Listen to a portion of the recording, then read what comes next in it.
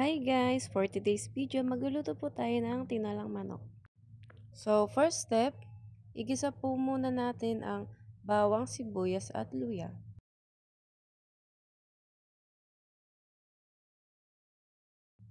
Sunod po ay ilagay na po natin ang ating chicken.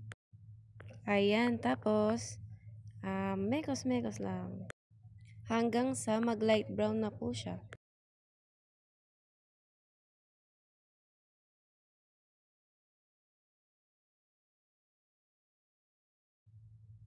Sunod naman ay maglagay po tayo ng salt and pepper.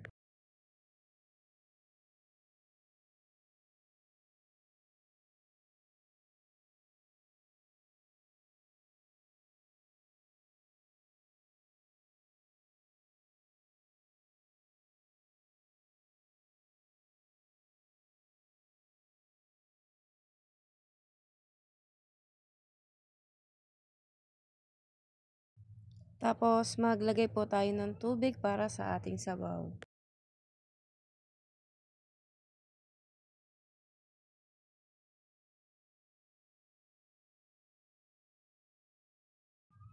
Then, Knorr chicken cubes.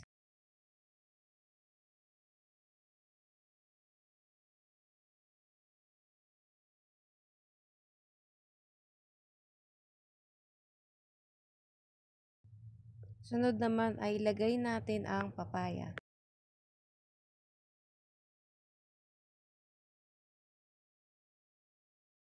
Ayan, hintayin lang po natin siyang kumulo. After 10 minutes, ilagay naman natin ang malunggay. Para hindi ma-overcook ang gulay.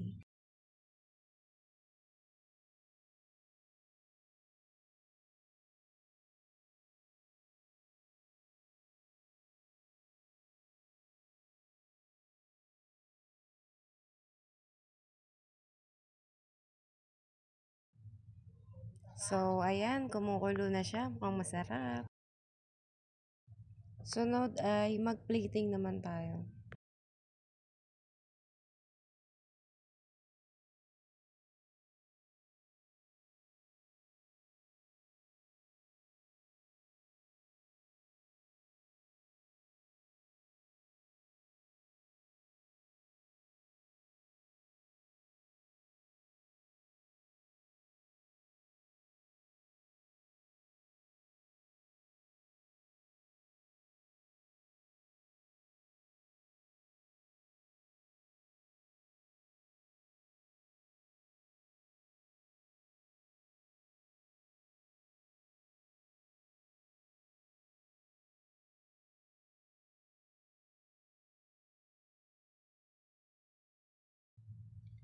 This is my own version chicken tinola. That's all. Thank you for watching.